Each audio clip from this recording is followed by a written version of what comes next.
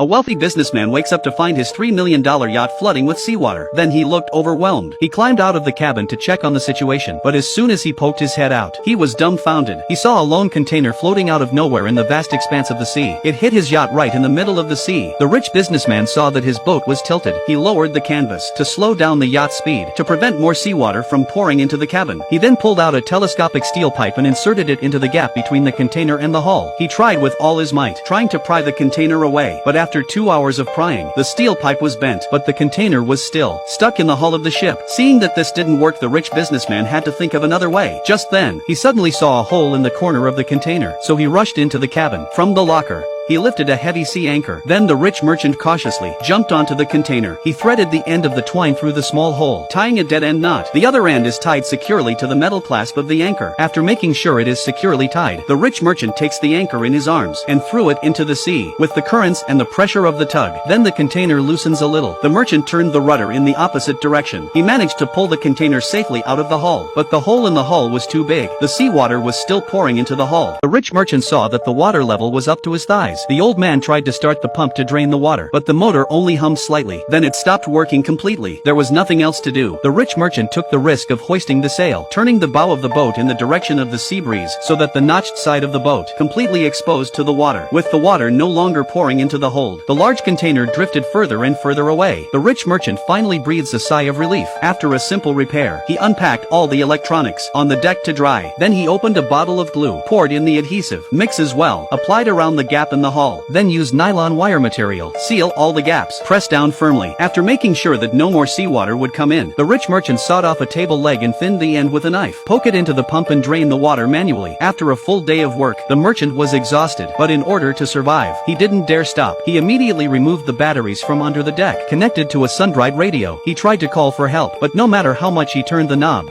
the radio only emitted a tinkling sound of electricity. There was no way to send a distress signal. In desperation, the rich merchant tried to make some food first. However, he had just taken out his chopping board and a kitchen knife to cook. A large amount of water began to seep from the wooden planks above his head. The merchant's face turned pale. He climbed out of the cabin to check, to find that the sea, which had just been calm, was now clouded over. It was clear that a heavy rain is coming soon.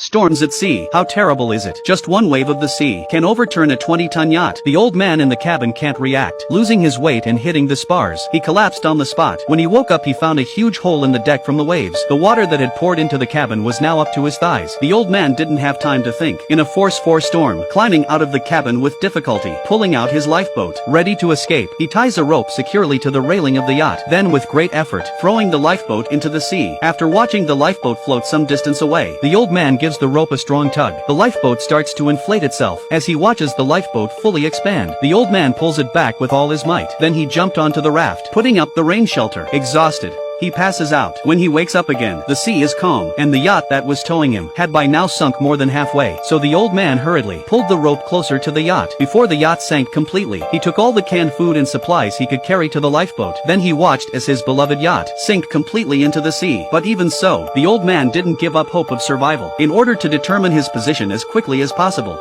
the old man opened his first aid kit and pulled out his well-preserved sextant. He learned how to use it by using the manual. When he had finished, he calculated the coordinates and plotted his position on the chart. At that moment he suddenly realized that there was an international shipping lane directly north of him. If he drifted there was a chance that a passing cargo ship would find him. So after 5 days and nights of drifting, the old man was getting close to the channel. But by now, his body was severely dehydrated from the long exposure to the sun. All the food he had taken off the yacht had been eaten. If he didn't find a way to get some fresh water, he would die in this tiny lifeboat sooner or later. But there's nothing in this vast ocean. Where could he find fresh water? With that in mind, the old man clutches his hair. He let out a silent roar. But just as he was in despair, the old man seems to have spotted something and lifted the awning with a jerk and looked up at the sun in the sky. He noticed that under the sun's rays, the plastic film on the surface of the awning had condensed into a mist of water, and this gave the old man, he saw the hope of survival. So he immediately looked at the bucket of water in front of him. He took out his pocket knife, ready to make a simple freshwater device. The old man made a hole in the bucket with the tip of his knife, cut off one side of the bucket along the edge. Then a small amount of seawater is added. A plastic bag is placed on top of it. Then a tin can is placed. After 3 hours of exposure to the sun, the seawater in the barrel slowly evaporates into fresh water. It condenses on the plastic bag. The old man rushes to put a heavy weight on top of the plastic film, so that all the water drips into the tin can, and so it goes. After 7 days at sea,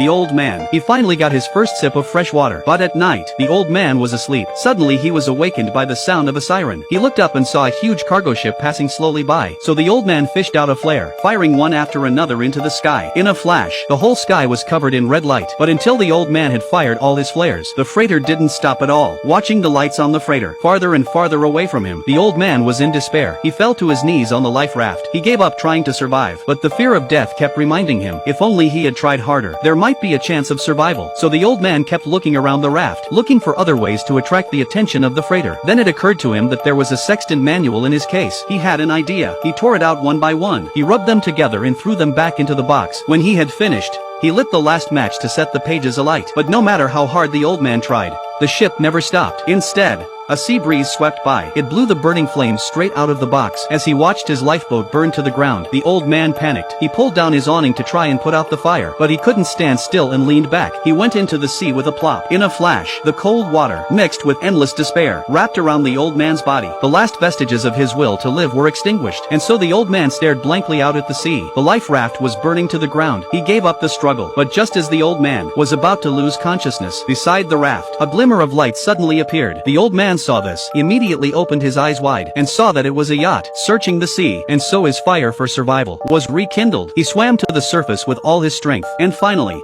under the light of the searchlight, the old man was able to grab the man's hand. He was rescued.